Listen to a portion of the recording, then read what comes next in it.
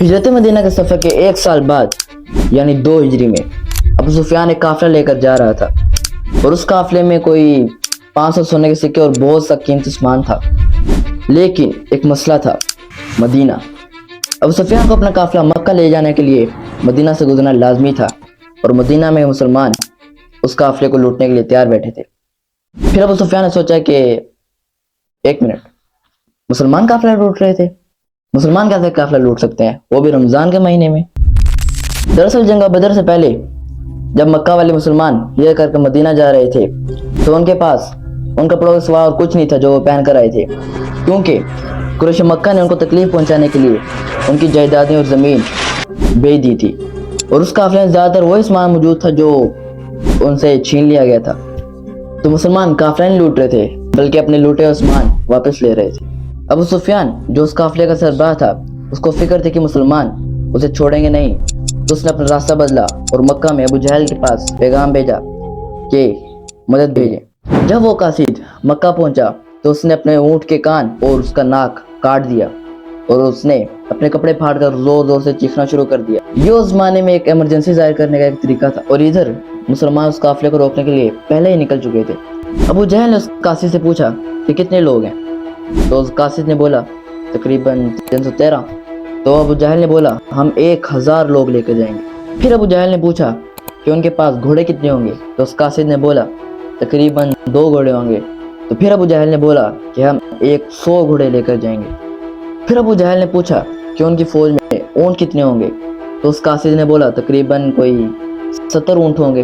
तो फिर अबू जहल ने कहा हम 170 ऊंट लेकर जाएंगे। अबू सुफियान मेन रास्ता छोड़कर मक्का पहुंच गया था और अब लड़ाई की कोई जरूरत नहीं थी क्योंकि काफिला तो बच गया था। The caravan is safe, so there is no need to fight. Not fight. लेकिन अबू जहल ने कहा कि अगर वो काफिला बच भी गया तो हम फिर भी मुसलमानों पर हमला करेंगे, क्योंकि उनके एक आदमी को मारने के लिए हमारे पास 3 आदमी होंगे। जंग से पहले नबी करीम सल्लल्लाहु अलैहि वसल्लम ने अपनी फौज को बदर, जो मदीना के करीब एक मुकाम का नाम है, उसके पहले कुएं के पास रुकने का हुक्म दिया। एक सहाबी ने आकर पूछा, या रसूल अल्लाह, ये जगह आपने अल्लाह के हुक्म से मुंतखब की है या मशवरे से?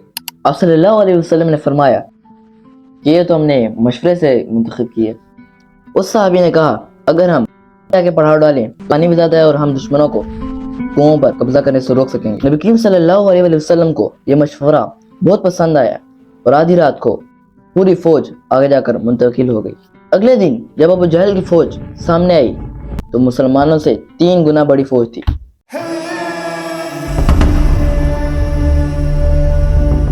उतबा जो मक्का का एक अमीर तरीन ताजिर था, वो अपने भाई और बेटे के साथ आगे आया और मुसलमानों से चैलेंज किया कि क्या कोई है जो हमसे आकर लड़ सके। तो मदीना के 3 अंसार साहबा लड़ने के लिए आगे आए।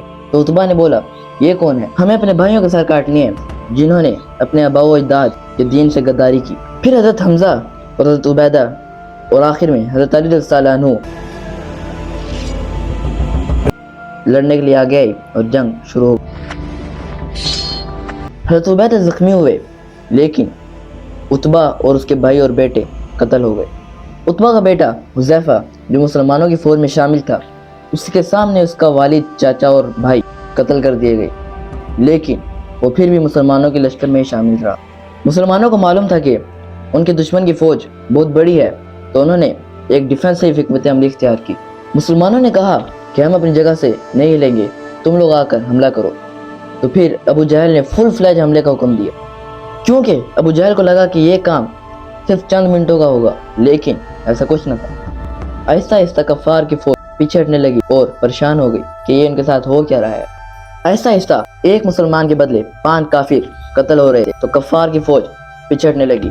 तो फिर वो परेशान होकर बोले कि हम उनसे 3 गुना ज्यादा हैं, लेकिन फिर भी हम उनको अपनी जगह से हटा नहीं पाए। इसी दौरान मुसलमानों ने अपनी सफ़ें बदली और फ्रेश मुजाहिदीन को आगे कर दिया।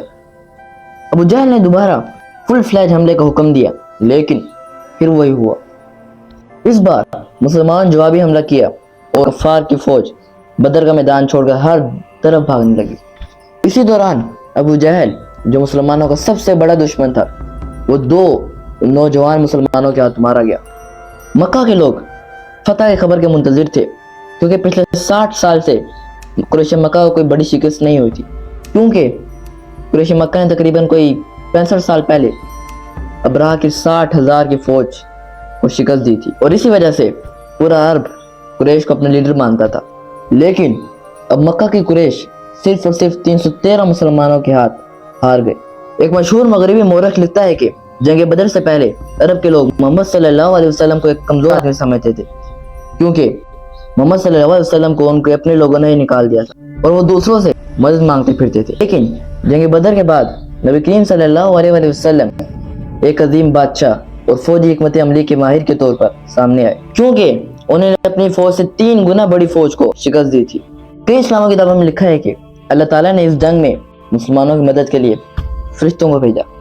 फजह खबर लेकर जब मुसलमान मदीना पहुंचे तो हर तरफ खुशी और जश्न का माहौल बन गया। लेकिन अब सल्लल्लाहु अलैहि वसल्लम जब अपने घर में दाखिल हुए तो उनको पता चला कि उनकी सबसे अजीज बेटी हज़रत रुक़य्या रज़ियल्लाहु अन्हा इंतकाल कर गई हैं।